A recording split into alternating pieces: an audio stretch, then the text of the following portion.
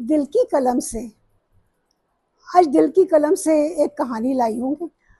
आपने मेरी पोस्ट पे फूलों के कई गुच्छे, उनकी तस्वीरें देखी, तो मैं ले चलती हूँ कुछ दशक पीछे, जब अखियों के झरोखे से पिक्चर आई थी।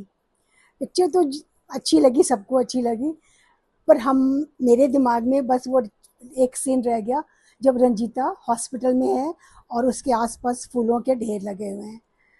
फिर रंजीता को वहीं छोड़ दिया और अपने अपनी जद्दोजहद में लग गए, पढ़ाई करो, कुछ करना है, कुछ ये करो।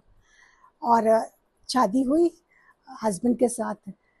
ऐसी ऐसी जगह पर पोस्टिंग होती थी जो शहर से दूर होता था, और उन दिनों बुकेज वगैरह बाज़ार में फ्लोरिस्ट की इतनी शॉप थी नहीं, तो हम लोगों को रिस्पॉन्सिबिलिटी दी कि आपने बुके बनाना है, जो भी गेस्ट आ रहा है बुके बनाओ।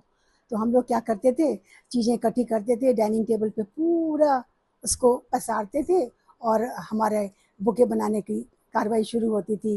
कभी बैट की शेप, कभी राउंड बंच ऑफ फ्लावर, कभी कोन में बनाते थे। और फ्लावर्स तो कहाँ से होते थे, अपने बगीचे से, आसपास के बगीचे से। फर्न इकट्ठे करो, ये करो, वो करो, सेलोफिन करो, तो पूरा टेबल भरा हुआ होता था और हम बुके बना रहे होते थे। और उस दिन बनती थी खिचड़ी, बच्चे छोटे थे। कुछ साल तक ये चलता रहा। अब यहाँ पे कट करती हूँ, सीन 3 आ गया।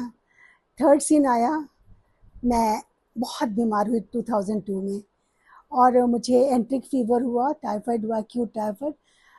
हॉस्पिटल में एडमिटेड थी, और मैं पढ़ा भी रही थी, टीचिंग कर रही थी। तो हमारा 150 का स्टाफ था। तो क्या हुआ, जो भी आता था मिलने के लिए, वो बुके, बंच, रोजेज ये सब लेकर आते थे। और हॉस्पिटल के मेरे कमरे में वो ढेर सारे फूल पड़े हुए होते थे। तो कई बार सिस्टर्स आती, बोलती टू मेनी फ्लावर्स। तो बड़ा अच्छा लगा, और वो फिर रंजीता का वो सीन याद आया, अखियों के झरोखे से। फिर बाद में कुछ नए नए आदेश निकलते हैं, तो ये आदेश आया, ऑर्डर आया कि हॉस्पिटल्स में फूल नहीं आएंगे, क्योंकि इन्फेक्शन फैलता है और ट्रीटमेंट में प्रॉब्लम आती है। ख़त्म हुई बात। आया टाइम, मेरे हस्बैंड जब यहाँ हम लोग आए पंचकूला में, मेरे हस्बैंड पंचकूला गोल्फ क्लब में लगे।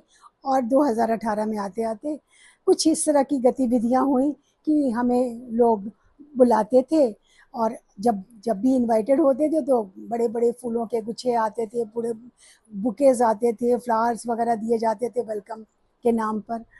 पहले तो यदा कदा बर्थडे और एनिवर्सरीज में आते थे, अब इतनी फ्लावर्स आने लग गए कि घर फूलों से भरा रहता था, एक के बाद एक।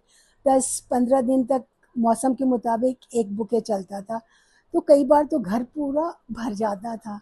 तो जो हाउस हेल्प थी वो कहती, कते कते फूल आ रहे हैं, रखने को जगह भी नहीं मिल रही। बड़ा मज़ा आता था, बहुत अच्छा लगा। लेकिन क्या हुआ कि जब वो फूल अपनी लाइफ बुके ख़त्म होती थी, तो उसके अलग अलग पार्ट्स को जब निकाल के बाहर थ्रो करना पड़ता था, तो मुझे बड़ी तकलीफ़ होती थी। तो मुझे फिर माखनलाल चतुर्वेदी जी की पुष्प की अभिलाषा हर बार याद आती थी। मुझे तोड़ लेना वनमाली, उस पथ पर देना तुम फेंक, मातृभूमि पर शीश चढ़ाने, जिस पथ जाते वीर अनेक। तो मैंने कहा कि नहीं, मुझे ही कुछ करना पड़ेगा। मैंने अपने जान पहचान वालों को, फ्रेंड्स को, सबको बोला, बुके मत दो, just one stem is good enough. तो अब मेरे फ्रेंड्स, मेरे साथ वाले, मेरे जान पहचान वाले, मेरे अपने घर के लोग मुझे बस एक स्टेम देते हैं। तो मुझे ये आज का जो मैंने ये वीडियो दिल की कहानी लिखी है दिल की कलम से, ये इस कहानी का मकसद ये था कि फूलों से प्यार है, पर फूलों का सही उपयोग भी होना चाहिए। तो मुझे लगता है कि मेरी ये कहानी आपको पसंद आई होगी। Thank you.